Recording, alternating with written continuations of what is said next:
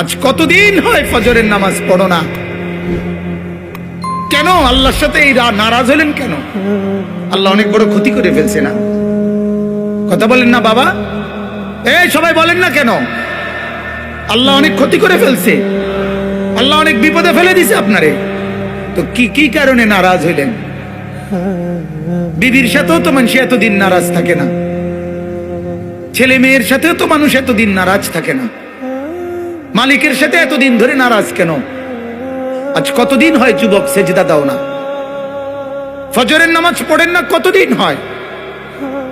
কার বিরুদ্ধে কে বলেন? নিজের জিন্দেগির ফিকির করেন। আমি আমাকেই বলি, আপনি আপনাকেই বলেন,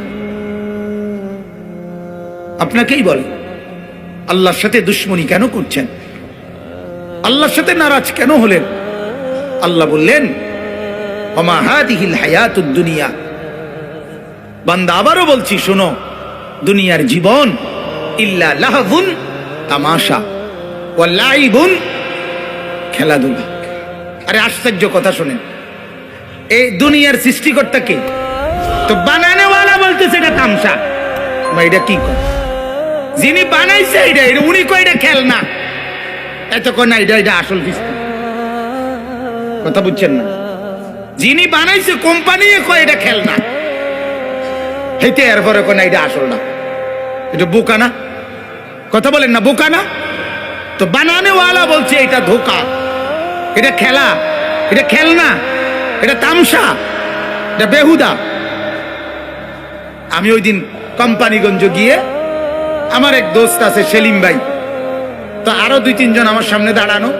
আমি বললাম সেলিম ভাই আপনারে বললাম আমার একটা বেকু কিনা দিতেন, কয়বার কইলাম কথাটা, আপনি এটা দেন না কেন?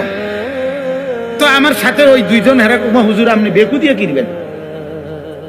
কথা বুঝে আমি, আরে ভাই আমি আসলে কইতে মন নাই, ওনারে আগে বলে রাখছি আমার ছেলে 5 বছরের সফওয়ান, তার লাগে একটা বেকু দরকার। বুঝছেন না জোহের ভাই? মানে ওই যে খেলনা বেকুয়ারি, মূলত আমার বাসার পাশে বেকু দিয়া মাটি ফেলাইতে আছে, এটা দেখছে আব্বু আমার এরকম একটা লাগবে।